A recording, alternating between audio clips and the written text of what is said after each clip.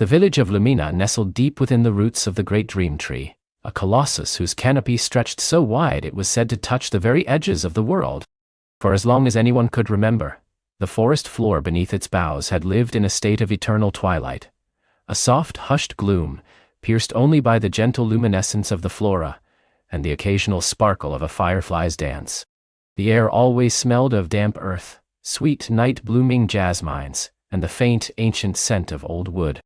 Ilara knew this twilight world better than anyone. Her home was a small, round dwelling carved into a particularly gnarled root, its walls lined with woven moss and dried glow petals that pulsed with a soft, warm light.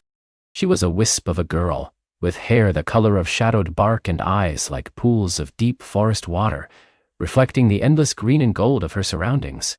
But unlike the other children of Lumina, whose gazes were fixed on the intricate patterns of moss or the meandering paths of the glowworms, Ilara's eyes often drifted upwards. She would spend hours perched on the highest, most stable root she could find, her small face tilted towards the faint, shimmering gaps in the canopy above. Through these tiny windows, she sometimes caught glimpses of something vast and dark, sprinkled with pinpricks of light that the elders called stardust. But it was the other light, the one they spoke of in hushed, reverent tones, that truly captivated her, the moon. In Lumina, the moon was less a celestial body, and more a whispered legend. The great dream tree, in its magnificent sprawl, absorbed nearly all its light, allowing only the faintest, filtered gleams to reach the forest floor.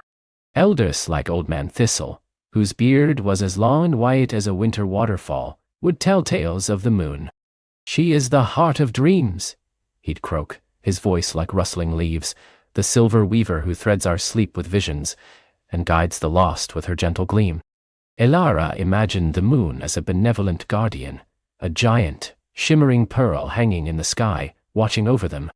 She'd heard snippets of old songs, lullabies that spoke of the moon's gentle kiss and its power to mend broken things. Sometimes on nights when the air was particularly still, she fancied she could feel a faint, cool presence filtering down, a whisper of silver that tickled her skin and settled deep in her heart. It was a feeling of longing, a quiet ache for something unseen, yet profoundly known. The children of Lumina were taught to revere the dream tree, to listen to its ancient hum, and to understand the language of the forest. They learned to cultivate the glowing moss for light, to harvest the sweet dewberries, and to weave sturdy baskets from the fibrous roots. But Ilara found herself drawn to the forbidden root paths, the ones that spiraled higher and higher, disappearing into the dense foliage above, paths that the elders warned were not for little feet. "The canopy is too thick, child," her mother, Lyra, would say, her voice soft as the rustle of leaves. "No one has ever truly seen the moon from the forest floor. It is a mystery, a comfort, but not a path to be trod." But Ilara couldn't shake the feeling that the moon was more than a comfort. It was a promise. She dreamt of it often, vast, radiant, bathing her in a light so pure it made her heart sing. In her dreams, the dream tree would part its leaves, like a curtain drawn back, revealing the full, glorious orb. She would reach out, and the light would feel warm, not cold, and it would hum with a melody only she could hear. One evening, as the glow petals in her room began their soft, rhythmic pulse, Ilara overheard the village elders speaking in hushed, excited tones. They gathered around the central root fire, their faces illuminated by its flickering warmth. Old Man Thistle was tapping his staff on the ground, a rare gesture of urgency. "The prophecies speak of it," he rasped, his eyes gleaming. "The night of the silver tear. It is upon us, I feel it in the ancient roots." Other elders nodded gravely. Lyra, who often attended these gatherings, looked thoughtful. Ilara, hidden behind a curtain of hanging moss, strained to hear more. "The last silver tear was centuries ago," one elder murmured, his voice laced with awe. "It brings great change, they say, or perhaps a great revelation." "What is the silver tear?" Ilara whispered to her older brother, Kale, who had also crept closer, lured by the elder's unusual fervor. Kale, always practical, shrugged. "Probably just some old tree lore. The sky gets a bit brighter sometimes, nothing special." But his eyes, too, held a spark of curiosity. The next day, a quiet buzz of anticipation filled Lumina. The foragers returned with haste, the The weavers worked with renewed purpose, and even the littlest children seemed to sense the shift in the air. The usual gentle hum of the dream tree seemed to deepen, a resonant thrum that vibrated through the very roots of the village. The air grew cooler, sharper, and the sweet scent of jasmine was tinged with something else, something metallic and clean. Elara felt an unfamiliar flutter in her chest. This was different from the usual, comforting rhythm of Lumina. This was impending. The elders declared that on the night of the silver tear, everyone in Lumina must gather at the great rooting glade, the widest clearing beneath the dream tree. They were to bring their quietest thoughts and their most open hearts, for the moon, in its rare display, would speak to those who listened. As dusk deepened, children were bathed and dressed in their finest woven tunics, their faces scrubbed until they shone like polished dewberries. Elara wore a tunic spun from the softest fungal silk, embroidered with glowing thread that mimicked the starry patterns he sometimes glimpsed. Her heart thumped a nervous rhythm against her ribs. The journey to the great rooting glade was a procession of quiet wonder. Lanterns made of hollowed gourds, filled with captured fireflies, bobbed gently, casting soft, dancing lights on the gnarled roots. The usual playful chatter of the children was replaced by hushed whispers, their faces upturned, searching for any sign in the dense canopy. When they reached the glade, it was already filled with the quiet murmur of anticipation. Hundreds of villagers sat on cushions of moss, their eyes fixed on the highest, most central point of the glade's ceiling, where the canopy seemed densest. The air was thick with expectation, a palpable energy that made the hairs on Elara's arms stand on end. Old Man Thistle stood at the glade's center, his voice now strong and clear, resonating with the ancient power of the dream tree itself. Children of Lumina, tonight is a night of old magic. The dream tree, our protector, our provider, sometimes in its great wisdom, chooses to show us a glimpse of the beyond. Tonight the moon, our distant mother, will shed a single tear of light upon our world. Open your hearts. Listen to what she tells you. A collective gasp rippled through the crowd. High above, a faint, almost imperceptible shimmer began to manifest. It was not a gap, not a hole, but a softening, a thinning of the leaves, as if the very fabric of the canopy was becoming translucent. The glow petals on the forest floor dimmed, their light paling in comparison to the burgeoning brilliance above. Slowly, majestically, a single impossibly bright beam of silver light began to pierce the thinning canopy. It was narrow at first, like a needle of light, but it widened, growing in intensity, until it was a column of pure, liquid silver descending from the heavens.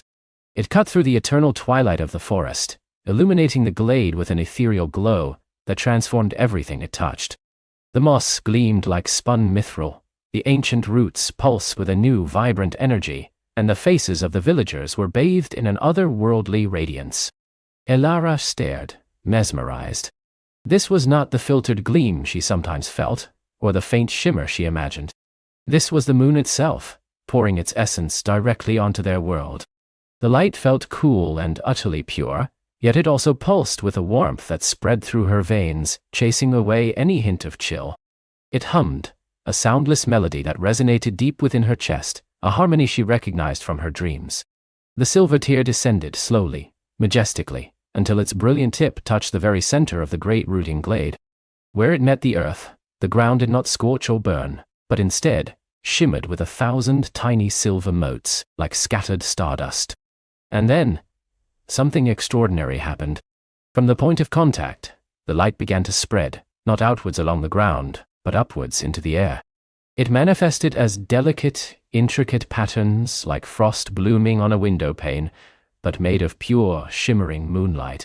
These patterns coalesced, forming the shape of a colossal, luminous flower. Its petals were translucent, pulsing with an inner light, and its stem, a column of swirling silver, reached back up towards the point of contact with the moonbeam. It was the moonbloom, a phenomenon whispered about in the oldest legends, a living manifestation of moonlight.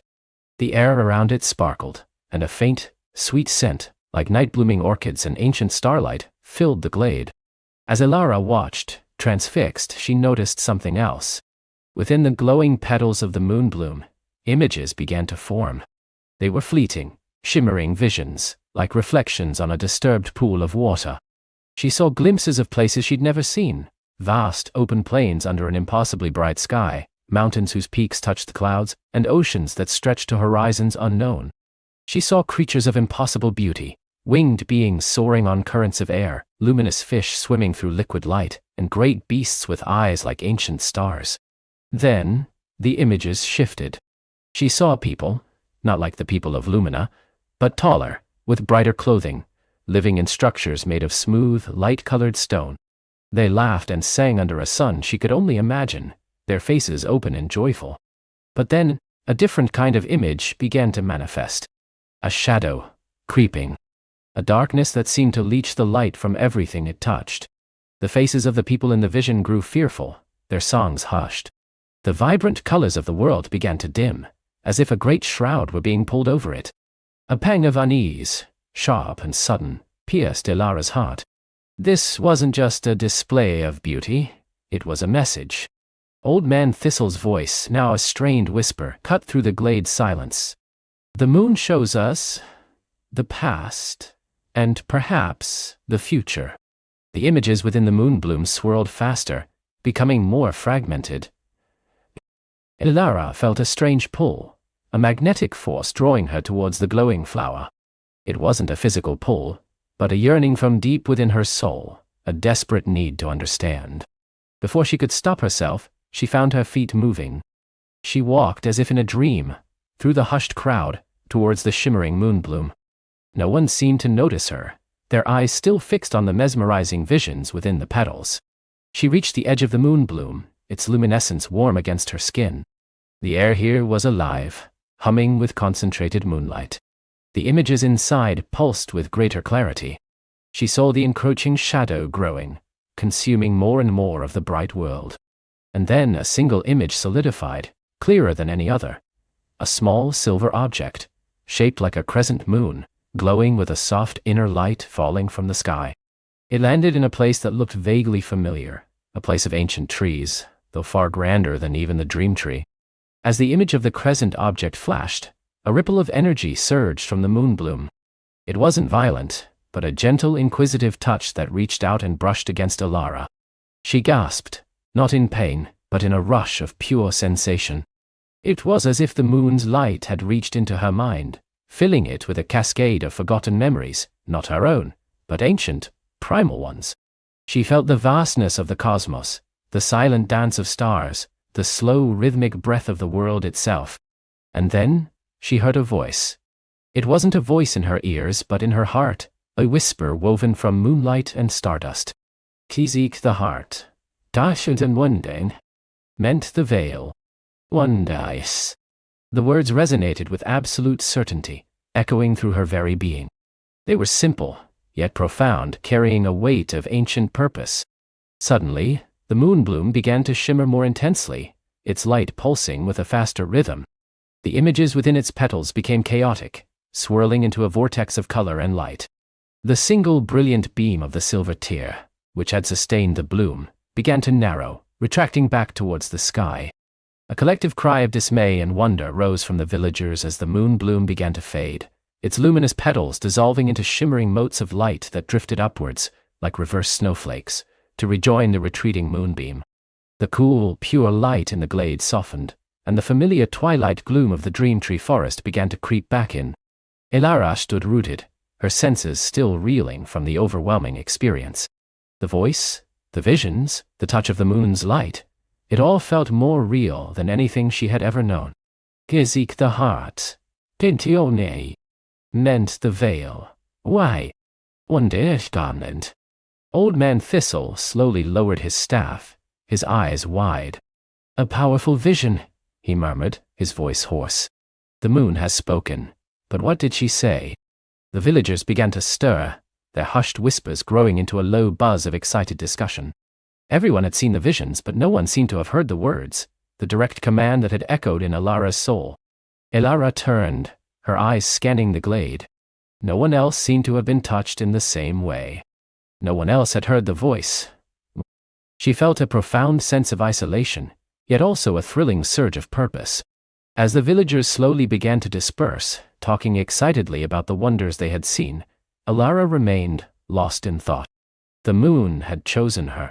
A small girl from the twilight village of Lumina, nestled deep within the roots of the great dream tree. She looked down at her hands. The faint silver motes that had risen from the earth where the moonbeam touched were still clinging to her skin, sparkling like tiny diamonds. As she watched, one of the motes on her palm began to glow a little brighter, then elongated, twisting and shrinking until it formed a tiny, perfect crescent moon. It wasn't just a reflection. It was a tangible mark, a faint, silver tattoo that pulsed with a gentle inner light, mirroring the vision she had seen within the moonbloom. It was a sign. A confirmation. The moon had indeed spoken. And Elara, for the first time in her life, knew exactly what she had to do. The path to the forbidden root paths, the ones that spiraled higher and higher, no longer seemed daunting. They seemed inevitable. She would seek the heart. She would mend the veil. But what was the heart? And what veil needed mending? The forest had countless veils of mist and shadow. Was it a literal veil? Or something more profound, something that separated their world from the one glimpsed in the moonbloom's visions? Her gaze lifted once more to the now closed canopy. The moon was gone, hidden once more behind the ancient leaves. But its light, its message, its mark, remained. The journey had begun. The journey had begun. Elara lay for a long time, the warmth of the earth beneath her, the coolness of the night air above. The moonbloom's light had faded, but its spectral dance still echoed behind her eyelids, a kaleidoscope of impossibly vibrant colors. She felt lighter, somehow, as if a layer of dust had been brushed from her soul, leaving a keen edge to her senses. The world hummed with a new, subtle energy she hadn't noticed before, the quiet thrum of roots beneath the soil, the slow, rhythmic beat of a moth's wings against a distant leaf, the distant, sighing breath of the ancient forest. What was the heart? What veil needed mending?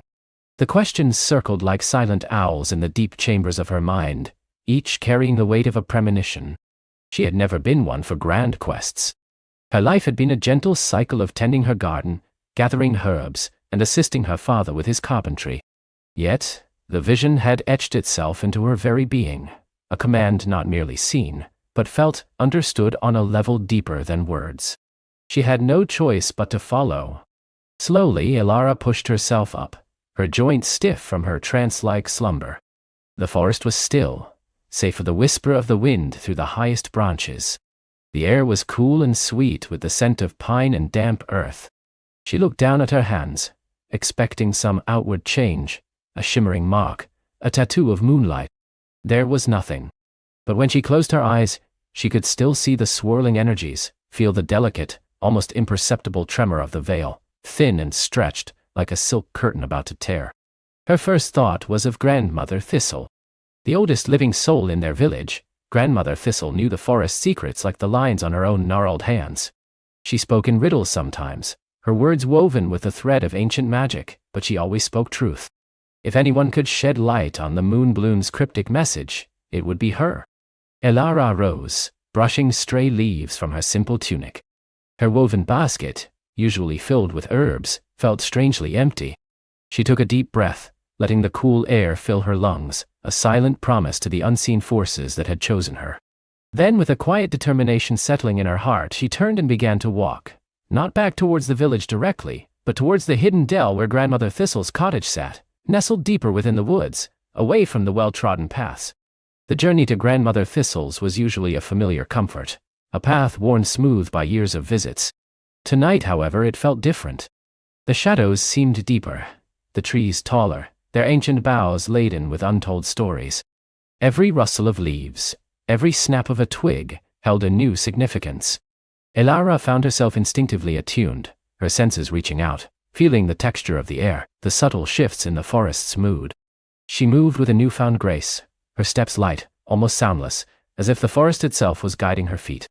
She walked for what felt like hours, the moon having long since vanished behind a thick blanket of clouds. The pre-dawn twilight painted the forest in hues of deep violet and gray. Finally, through a curtain of weeping willow branches, she saw it, Grandmother Thistle's cottage. It wasn't really a cottage, more like a living extension of the forest itself. Moss-covered stones formed the walls, a roof of interwoven branches, and packed earth sprouted tiny ferns and wildflowers. And a chimney, carved from a hollowed-out log, released a thin wisp of fragrant smoke. A soft golden light glowed from the single window, indicating that Grandmother Thistle was already awake. Elara hesitated for a moment, her courage wavering slightly. What would she say? Grandmother, a magical flower showed me a vision of a torn veil and a mysterious heart, and now I must go fix it? It sounded like the ramblings of a fevered dream. But the memory of the moonbloom's urgency propelled her forward. She pushed aside the willow branches and approached the sturdy wooden door, carved with intricate symbols of protection and growth. Before she could even knock, the door creaked open, revealing Grandmother Thistle's face, framed by a halo of wild white hair. Her eyes, the color of ancient river stones, were sharp and knowing, missing nothing. "Elara," she said, her voice like dry leaves rustling in a gentle breeze. "I've been expecting you." Elara felt a wave of relief, followed by a surge of trepidation. You knew?" Grandmother Thistle merely smiled, a network of deep wrinkles fanning out from the corners of her eyes. "The forest whispers many things to those who listen, and the moonbloom sings loudest of all. Come in, child. You look as though you've seen a glimpse of the other world." Elara stepped inside, blinking in the warm herb-scented light. The cottage was a cozy jumble of dried herbs hanging from the rafters, shelves laden with strange vials and dusty tomes, and a crackling hearth where a small, cheerful fire danced. A steaming mug sat on a low root-wood table, next to a worn leather-bound book. Sit, Grandmother Thistle urged, gesturing to a stool made from a tree stump. "Drink this. It will settle your spirit." Elara gratefully took the mug. "I'll none see." The brew was warm and earthy, tasting faintly of mint, and something else she couldn't quite place, perhaps starlight. As she sipped, the lingering tension in her shoulders began to ease, replaced by a quiet calm. "Tell me, child," Grandmother Thistle prompted, her gaze unwavering. "What did the bloom show you?" Elara recounted her experience, the vibrant colors, the swirling energies, the sense of a world both familiar and utterly alien. She described the shimmering veil, stretched thin, and the distant, glowing heart. As she spoke, Grandmother Thistle listened intently, nodding occasionally, her eyes growing wider with a deep understanding. When Elara finished, silence filled the cottage, broken only by the crackle of the fire. "It is as I feared," Grandmother Thistle finally murmured, her voice laced with a grave sorrow. "The veil thins. The great separation weakens." "The veil?" Elara asked, her voice hushed. "What is it, Grandmother?" Grandmother Thistle leaned forward, her elbows on her knees, her hands clasped. "The veil, little sprout, is the delicate membrane that separates our waking world from the ethereum, the realm of pure magic, of dreams made manifest, of spirits and ancient truths. It is the boundary that keeps the raw, untamed energies of the other world from overwhelming our own, maintaining the balance between what is seen and what is unseen. And it's tearing, not tearing like cloth, no," Grandmother Thistle explained. "More like a shimmering thread pulled too taut, growing transparent, allowing whispers and shadows from the ethereum to bleed into our reality. Minor disturbances at first, animals behaving strangely, unseasonal weather, dreams that cling too long after waking. But if it weakens further, the balance will shatter. Our world will be flooded with energies it cannot withstand, and the ether—" Elara shivered, a cold dread seeping into her bones. "And the heart that needs mending?"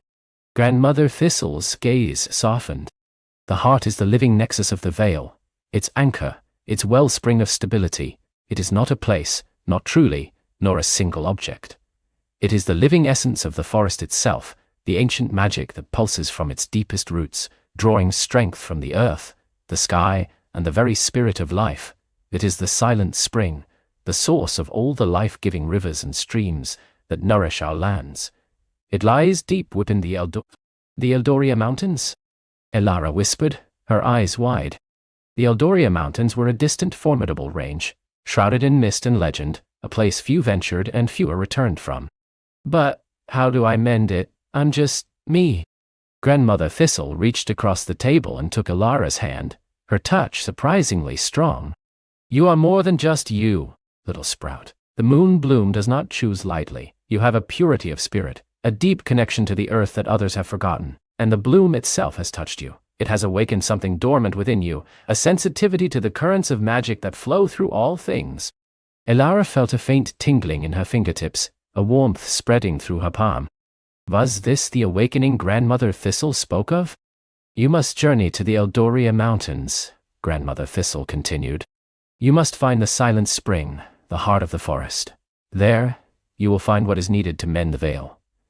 What that is precisely, I cannot say. The bloom speaks in riddles for a reason. The path must be discovered, not simply followed. But I don't even know the way to the mountains, Elara confessed, a knot of anxiety tightening in her stomach. And what if I fail? Grandmother Thistle chuckled, a sound like dry leaves caught in a gust of wind. Fear's a shadow, little sprout, but courage is the sun that chases it away. You will not fail, not if your heart is true. As for the way, she rose and went to a shelf, retrieving a small, intricately carved wooden box.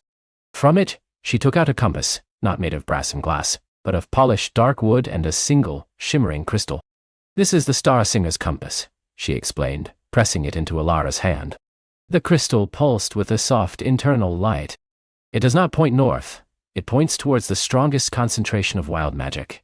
Follow its glow, Elara. It will lead you closer to the heart.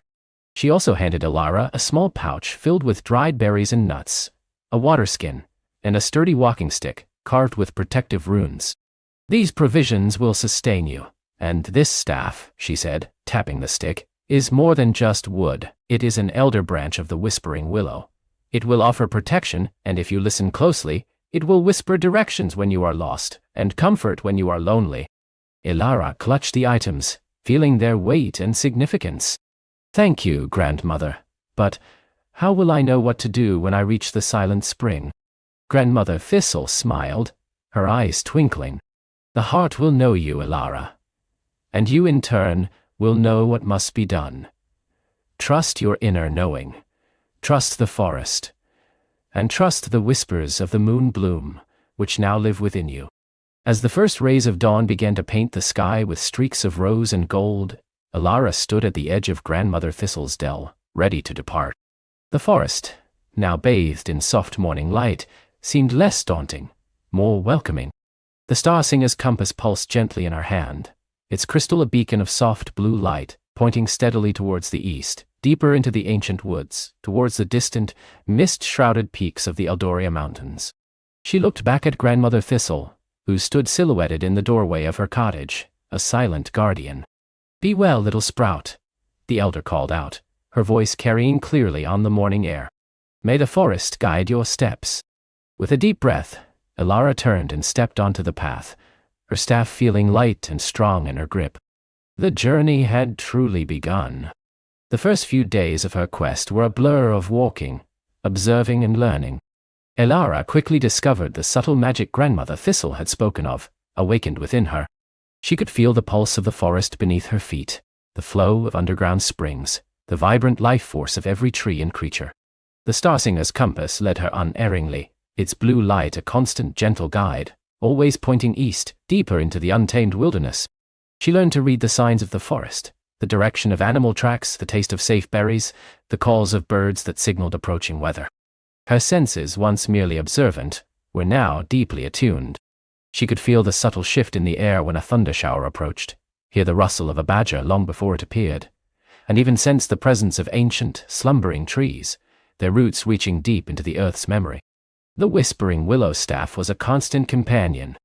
At first, she thought Grandmother Thistle's words were metaphor, but soon she began to hear it. Not words exactly, but a resonant hum, a gentle vibration that guided her. When she was tired, it seemed to lighten her steps.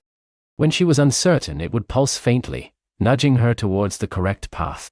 Once, when a thick fog descended, obscuring all sight, the staff vibrated distinctly, pointing her towards a hidden deer trail that led her safely through. The forest changed as she ventured further. The familiar oak and birch groves of her home gave way to towering, moss-draped ancient cedars, their branches so thick with age they formed a perpetual twilight beneath them. Strange, Phosphorescent fungi glowed on the forest floor, casting an ethereal light.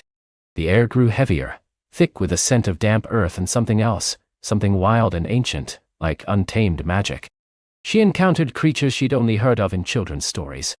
Once, a family of shimmering, iridescent sprites flitted past her, their laughter like tiny bells, momentarily distracting her with their playful antics before vanishing into a sunbeam. Another time, she saw a magnificent stag of antlered light, its horns glowing with an inner luminescence, its eyes deep and knowing, watching her from a distance before melting silently back into the trees. These encounters filled her with a sense of wonder, reinforcing the truth of the magical world she was now a part of. As the days turned into a week, then more, the terrain began to rise. The gentle slopes became steeper hills, covered in a denser, more rugged growth. The trees began to thin, replaced by hardier, wind-bent pines clinging to rocky outcrops. The air grew colder, crisper, carrying the faint metallic tang of distant stone. The Eldoria Mountains, once a distant, hazy silhouette, were now a formidable presence on the horizon, their jagged peaks piercing the clouds like ancient teeth. One evening, as the sun dipped below the horizon, painting the sky in fiery oranges and deep purples, Elara found herself at the foot of a particularly steep ascent. The Starsinger's compass, which had been a steady blue, now pulsed with a stronger, more vibrant light, almost indigo, indicating a significant concentration of magic nearby. She made camp beneath the shelter of a massive gnarled spruce, its branches providing a thick, fragrant canopy. As she prepared her meager dinner of dried berries and nuts, she noticed a peculiar phenomenon. The shadows cast by the setting sun seemed to ripple, to shift with an unnatural fluidity. They weren't just dark patches, they seemed to possess a life of their own, stretching and contracting in subtle, almost imperceptible ways. It was the veil, she realized with a jolt. Grandmother Thistle's words echoed in her mind, growing transparent, allowing whispers and shadows from the ethereum to bleed into our reality. She was getting closer to the source of the thinning. As darkness fully descended, the phenomenon intensified. The air grew heavy, almost viscous. Shapes flickered at the edge of her vision, fleeting forms like wisps of smoke that vanished when she tried to focus on them. Sounds, too, became muddled. She heard the distant rush of a river, though she knew there was no river nearby, and the faint, melancholic strains of a melody, like a forgotten lullaby, carried on a phantom breeze. Fear, cold and sharp, pricked at her. This wasn't the gentle magic of sprites or stags. This was raw, untamed energy, unsettling and profound. She clutched her staff, its wood feeling warm and reassuring against her trembling fingers. She focused on the steady indigo glow of the compass, a small anchor in the swirling unease. She decided to keep a small fire going, its flickering light a comfort against the encroaching strangeness. But even the fire seemed to struggle, its flames dancing with an unusual vigor, casting elongated, distorted shadows that writhed on the rough bark of the spruce. Sleep, when it came, was fitful and dream-laden. Her dreams were a chaotic tapestry of the ethereum, swirling colors, disembodied voices, fragments of memories that weren't her own. She saw glimpses of luminous beings, heard choruses of laughter and cries, felt the brush of unseen wings. It was overwhelming, a torrent of sensory input that left her gasping for air even in her sleep. She awoke with a gasp, the first hint of dawn painting the sky in pale silver. The strange phenomena had receded, leaving behind only a lingering chill and a profound sense of exhaustion. But her resolve had hardened. This was what she was fighting against. This encroaching chaos, this unraveling of reality. The veil needed to be mended. With renewed purpose, Elara packed her few belongings.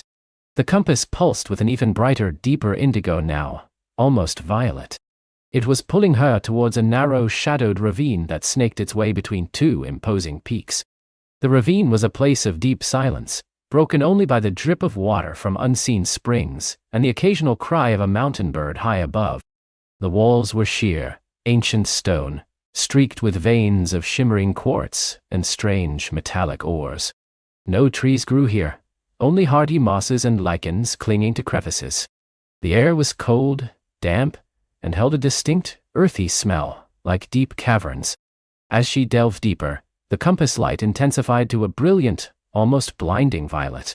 The stone walls around her began to hum faintly, a low, resonant vibration that she felt in her bones.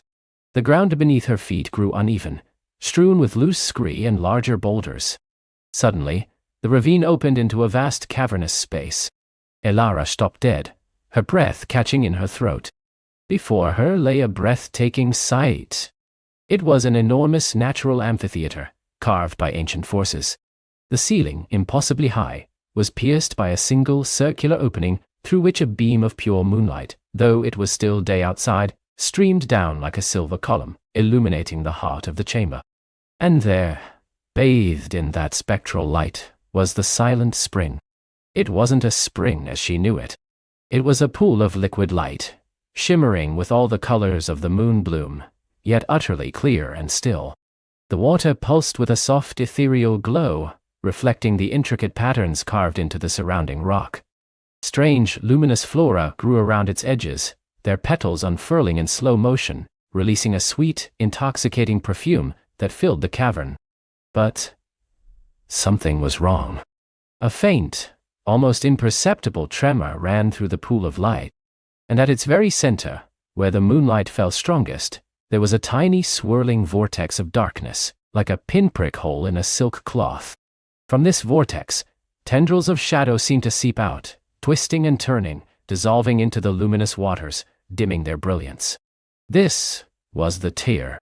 This was the thinning.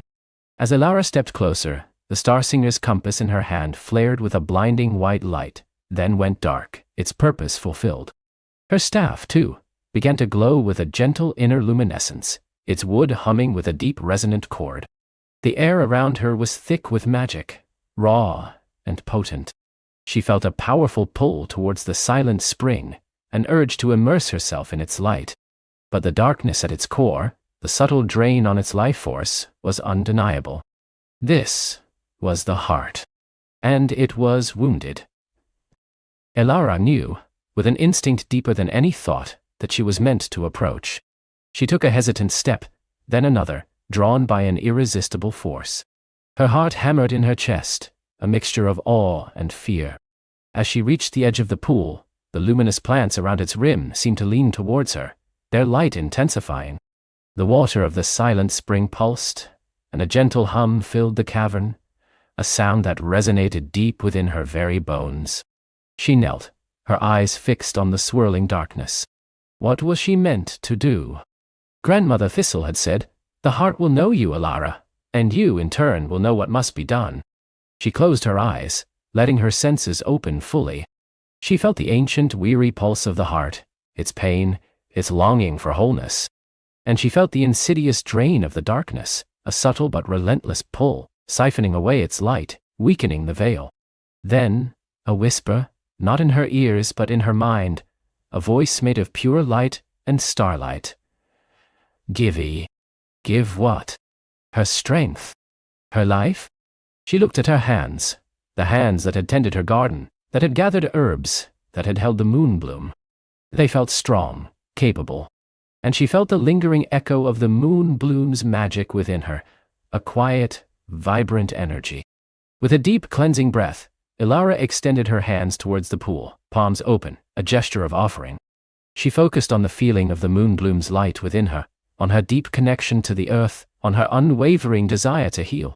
A faint silvery glow emanated from her hands, a light that mirrored the moon bloom's own. It was a pure, gentle light, imbued with her intent, her courage, her love for the forest. As the light from her hands touched the surface of the silent spring, the luminous water rippled, and the faint, melancholic hum in the cavern seemed to swell, transforming into a chorus of soft, harmonious tones. The darkness at the center of the pool reacted. It recoiled slightly, as if burned by her touch, but it did not vanish. It merely shrank, a persistent, malevolent presence. Elara knew this would not be easy. The veil was not mended by a single touch, nor the heart healed by a fleeting wish. This would require more. It would require a deeper offering, a sustained effort, a connection forged in the very essence of her being. She felt the pull of the heart, a gentle invitation to merge, to become one with its light, to pour her very spirit into its healing. Her gaze lifted to the single shaft of moonlight piercing the cavern ceiling. The journey had led her here, to this sacred, wounded place. Now, the true work of mending the veil, of healing the heart, was about to begin. She felt a profound sense of peace settle over her, mingled with an immense quiet determination. She was ready. She was ready. Elara extended her hands, palms open, towards the luminous, pulsating heart. It throbbed with a slow, mournful beat, a rhythm of pain that resonated deep within her own chest. The light it cast was warm, yet tinged with a faint, sorrowful gray, like dawn struggling through a veil of mist. As her fingertips hovered mere inches from its surface, she felt a profound draw, a magnetic pull that was more spiritual than physical. It was the call of kindred magic, of life seeking life. With a deep, steadying breath, Elara pressed her palms flat against the crystalline core. A jolt, not of pain, but of immense, raw sensation coursed through her. It was as if she had plunged her hands into a river of living light, yet this river was wounded, its currents choked with grief. She closed her eyes, letting the energy of the heart flood her senses. She saw, not with her eyes but with her spirit, the intricate web of magic that formed the world, and at its very center, this vibrant, bleeding wound.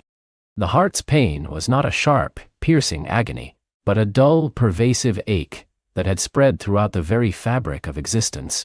It was the exhaustion of a ceaseless vigil, the sorrow of a lost song, the fear of an encroaching darkness.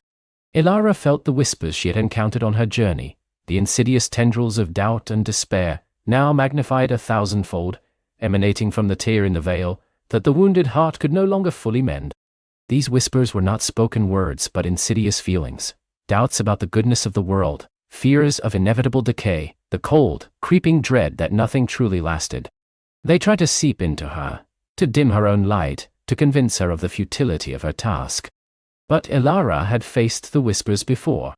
She had navigated their treacherous paths in the whispering woods, had felt their chilling touch in the Shadowfen. She had learned to recognize them, to acknowledge their presence without letting them take root.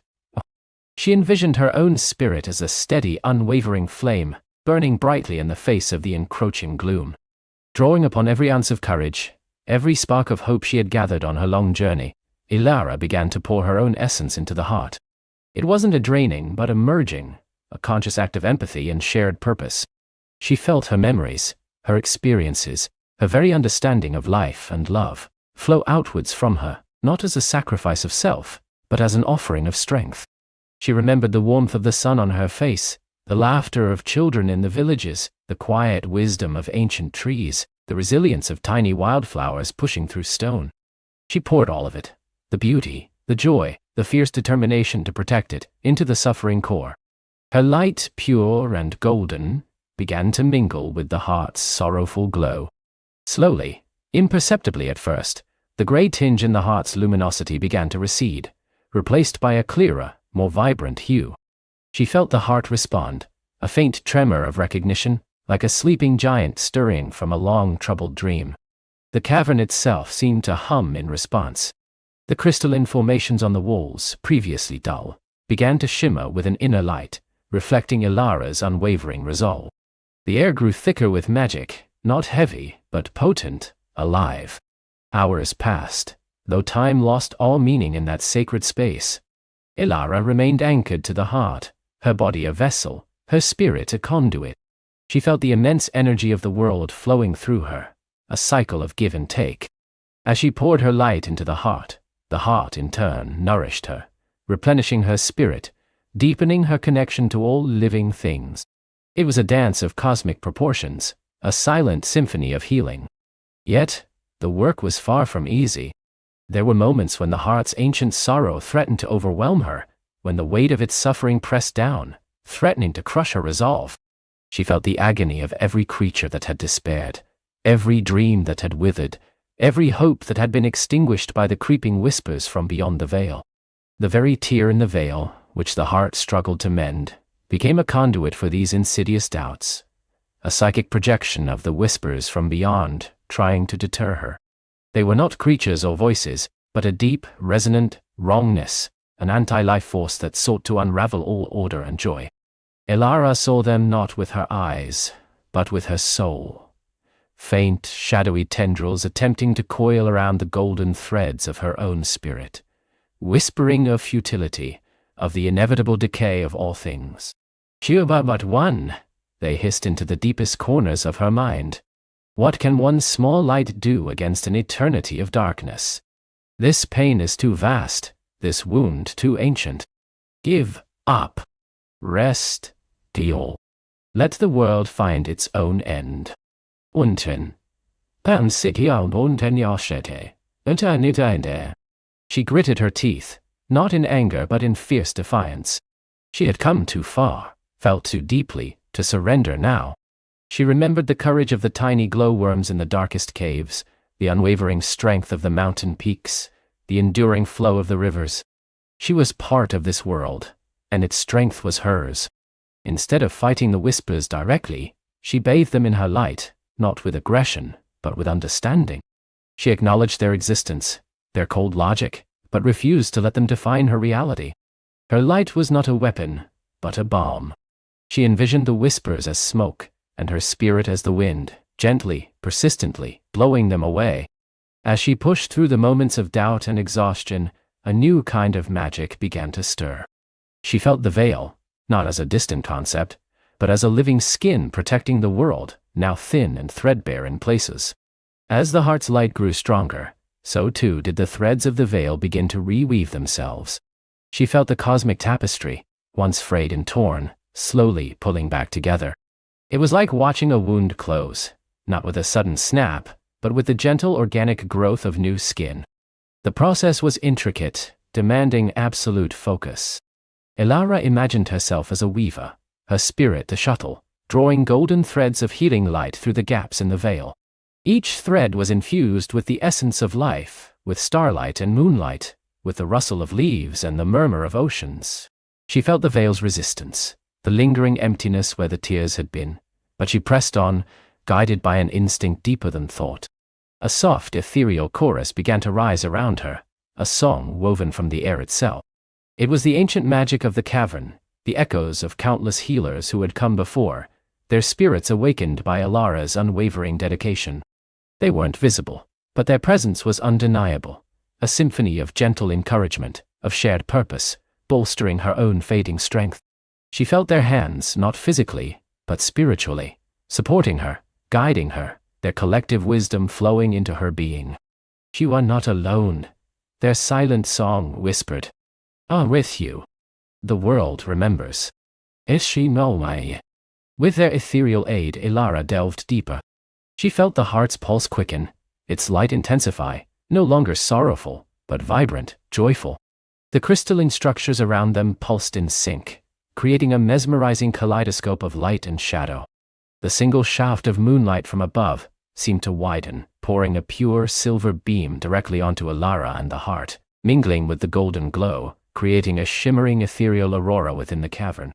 This was the climax, the moment of ultimate commitment. Elara knew that to truly mend the heart and seal the veil, she couldn't just offer her light, she had to become the bridge. She had to allow her essence to fully merge, to be woven into the very fabric of the heart's being for a time. It was a leap of faith, a complete surrender to the greater good. She closed her eyes one last time, taking a final deep breath that seemed to draw in all the magic of the world. "I am ready," she whispered, her voice barely audible over the rising hum of the heart. Then, she let go. She poured her entire being, her hopes, her dreams, her fears conquered, her love for the world, her very identity, into the heart. It was an explosion of sensation, a dissolution of self that was both terrifying and utterly liberating. She was no longer Elara, the girl who had journeyed from the village. She was part of the heart, part of the veil, part of the cosmic dance of creation and mending. She felt herself spread outwards, becoming starlight and root, river and mountain, the whisper of wind and the roar of the ocean. She was everywhere, connected to everything. She felt the gentle stretching of the veil as it drew tight, stronger than before, sealing the last, lingering tears. The whispers from beyond, which had been a constant, insidious presence, recoiled, shrieking silently as the barrier slammed shut, their influence pushed back into the void from which they had emerged. The cold dread lifted, replaced by a profound, radiant peace. Within the heart, she helped to mend the deepest fissures, to reignite the ancient fires, to reharmonize the discordant notes that had echoed for so long. She became a conduit for the heart's own self-healing, guiding its vast inherent power to restore itself fully. It was not her strength alone, but her catalyst, her unwavering belief, that allowed the heart to remember its true, vibrant song. When the transformation was complete, when the last thread of the veil was woven tight and the heart thrummed with a renewed, joyous power, Ilara felt herself gently, slowly, begin to coalesce. She was drawn back, not by force, but by the same loving pull that had first guided her to the cavern. She opened her eyes. The world had shifted. The cavern was bathed in a light so pure, so brilliant, it brought tears to her eyes. The heart pulsed with a steady, magnificent beat, its light a dazzling spectrum of gold, emerald, sapphire, and amethyst, radiating warmth and light. No longer was there a trace of sorrow or gray. It was the vibrant beating core of a world reborn. The crystalline walls of the cavern pulsed with a gentle, harmonious glow, mirroring the heart's vitality. The air itself hummed with a quiet, joyful energy. Ilara stood before it, her hands no longer pressed against its surface, but held loosely at her sides. She felt different. Lighter, yet profoundly grounded. Her connection to the heart was no longer one of active healing, but of deep, abiding resonance. She was still Ilara, but she was also more. A part of her remained entwined with the heart, a tiny, glowing spark forever woven into its majestic tapestry. She felt the rhythm of the world within her, a quiet strength that would never leave her. A profound weariness settled over her then, but it was a sweet, satisfying exhaustion, the kind that comes after a long, arduous but ultimately successful labor. She sank to her knees, not from weakness, but from an overwhelming sense of peace and gratitude. As she rested, recuperating from the monumental effort, she became aware of subtle changes beyond the cavern. She felt them through her new, deeper connection to the heart. Above ground, the world was stirring. Deep within the earth, where roots had withered and soil had grown barren, a new vitality surged. Tiny, unseen tendrils of life began to stretch, drawing nourishment from the revitalized earth. In the forests, trees that had been slowly succumbing to a strange blight suddenly unfurled new, vibrant leaves, their branches reaching skyward with renewed vigor. The whispers that had once caused them to shiver and lose their foliage were gone, replaced by the gentle murmur of the wind, carrying only the scent of pine and damp earth. In the mountains, the ancient stones, which had felt cold and desolate, began to warm, their seams shimmering with faint ethereal light. Streams that had dwindled to trickles now swelled with crystal-clear water, rushing downwards, singing a joyful song as they cascaded over polished rocks. The air itself felt cleaner, sharper, infused with a crisp, life-giving energy. The creatures of the world, too, felt the change. Birds, whose songs had grown muted and infrequent, suddenly burst into vibrant, complex melodies, soaring higher on currents of newly invigorated air. Animals that had been listless and fearful now moved with a renewed agility and confidence, their eyes bright with an unfamiliar spark. Even the tiny insects, scurrying beneath stones, felt the shift, their antennae twitching with an awareness of the world's quiet joy. In the villages, people stirred from their restless sleep. A sense of unease, a pervasive, inexplicable melancholy that had settled over them like a damp fog, began to lift. They woke with a lightness in their step, a clarity in their thoughts that had been absent for too long. Children who had been prone to nightmares and fits of unprovoked sadness now woke with smiles, their laughter echoing through the quiet dawn. Farmers looked at their fields, and though the sprouts were still small, they saw a promise of abundance they hadn't felt in generations. Fishermen felt a renewed hope as they cast their nets into waters that now seemed to teem with life.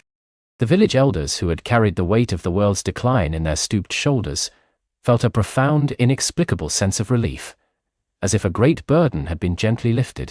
They looked to the rising sun, its light seeming brighter, warmer, more full of promise than they remembered.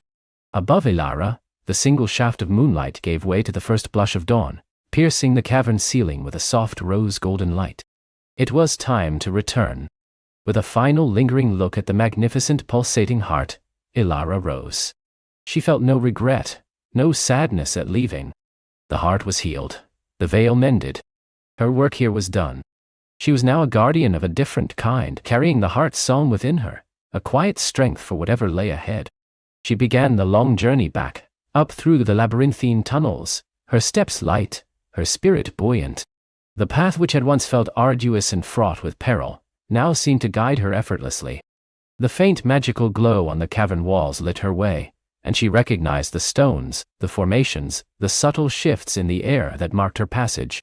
When she finally emerged from the hidden entrance, stepping out into the cool morning air, the world greeted her with a breathtaking display of renewal. The forest around the entrance, which had been muted and somewhat weary, now pulsed with life. Dew-kissed leaves shimmered in the golden light of the freshly risen sun. Birds sung a glorious complex chorus, their melodies interwoven with the gentle rustle of the rejuvenated trees. The air was crisp and sweet, carrying the scent of rich earth and blooming wildflowers. Elara paused, breathing deeply, letting the revitalized world wash over her. She felt the gentle hum of the veil, now strong and vibrant, protecting the world from the unseen threats beyond. The whispers were gone, completely. Not just silenced, but banished, unable to penetrate the renewed barrier. A profound sense of peace settled over her, deeper and more complete than anything she had ever known. She began her walk back towards the path that would lead her home. She didn't hurry.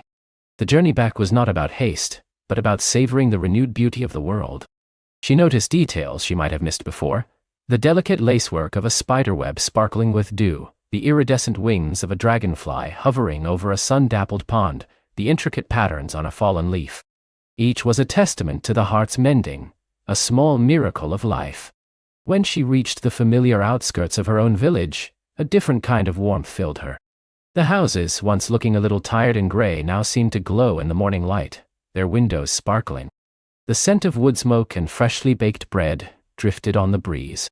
Children were already playing in the village square, their laughter bright and unrestrained, a sound that resonated with the revitalized heart's own joy. An old woman, tending her garden, looked up as Elara approached. Her face, once etched with a quiet sadness, was now serene, a faint smile playing on her lips. She didn't recognize Elara immediately, perhaps seeing only a traveler, but her eyes held a new depth, a knowing peace. "Good morning, child," she said, her voice soft and clear. "It's a beautiful day, isn't it? The world feels lighter." Elara smiled, a genuine, radiant smile that reached her eyes. She felt no need to explain, no need to recount her epic journey or the monumental task she had just completed. The world knew. The heart knew. And that was enough. She continued through the village, feeling the subtle shift in everyone she passed. A young man who had been struggling with a deep creative block now sat by the stream, sketching furiously, his face alight with inspiration. A baker who had lost his touch hummed a cheerful tune as he kneaded dough, the scent of his perfectly risen bread already wafting from his shop. The lingering shadows of doubt and despair had receded, replaced by a quiet resurgence of hope and purpose. Elara made her way to her own small cottage. It felt familiar, yet also new, imbued with a fresh sense of calm and belonging. She opened the door and stepped inside. The simple room, filled with the gentle morning light, felt like a sanctuary. She sat by the window watching the world awaken, feeling the deep, steady rhythm of the heart within her. Her journey had changed her. She was no longer just the village girl, observant and kind, but a guardian of the world's balance, a keeper of its deepest secret. She carried the wisdom of the heart, the strength of the veil, and the quiet courage that had allowed her to face the greatest darkness. As the sun climbed higher, warming her face, Elara knew that her work was not truly over. The veil would always need tending, the heart would always need its song. But now, it was strong, vibrant, and capable of healing itself, guided by the deep connection she had forged. The world had been given a second chance, a new dawn.